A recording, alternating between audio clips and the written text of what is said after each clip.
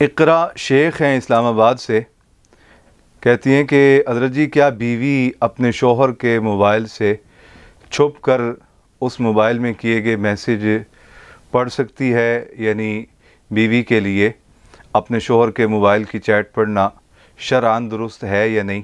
اس حوالے سے رہنمائی فرما دیں۔ گزارش یہ ہے کہ اس رشتہ نکاح کو اللہ رب العالمین نے بڑا پاکیزہ رشتہ ارشاد فرمایا ہے۔ قرآن مجید میں ارشاد فرمایا گیا ہن لباس لکم وانتم لباس لہن، کہ مرد اپنی بیوی کا لباس ہے اور بیوی اپنے مرد کا لباس ہے۔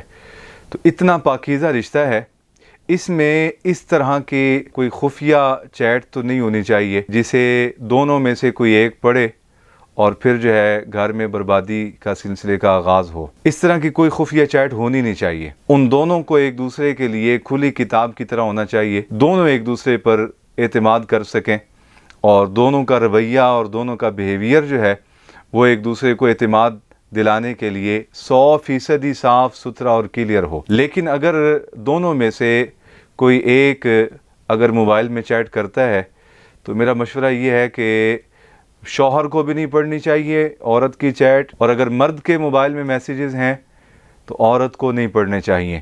اس کی وجہ یہ ہے کہ نبی اکرم صلی اللہ علیہ وسلم نے ارشاد فرمایا کان میں کی جانے والی گفتگو یہ راز ہے، امانت ہے۔ فرمایا خط و کتابت کے ذریعے کی جانے والی بات چیت یہ بھی دو لوگوں کے درمیان امانت ہے، اور فرمایا جس سے مشاورتاً بات کی جائے اس سے کی گئی گفتگو بھی دونوں کے لیے امانت ہے، وہ اسے محفوظ رکھیں، اس میں خیانت نہ کریں۔ تو یہ جو موبائل ہے، موبائل کے اندر ظاہر ہے کہ کاروباری میسیجز بھی ہوتے ہیں اور بھی انسان کے 100 طرح کے لین دین کے معاملات ہوتے ہیں۔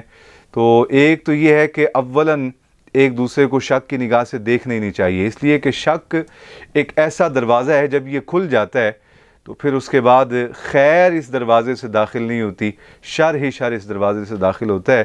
لہٰذا شرعی طور پہ عورت کے لیے مرد کے موبائل کی چیٹ پڑھنا درست نہیں، اور اسی طرح مرد کے لیے عورت کے موبائل کی چیٹ پڑھنا درست نہیں، اور اسی طرح دونوں کے لیے یہ جائز نہیں کہ وہ نکاح ہو جانے کے بعد پھر کوئی ایسا خفیہ معاملہ رکھیں کہ جس پہ بعد میں کسی کو شرمندگی کا سامنا ہو یا بعد میں کسی کے لیے مسائل پیدا ہوں یا ان کے اس مبارک اور طیب و طاہر رشتے کو خراب کرنے کا سبب بنے۔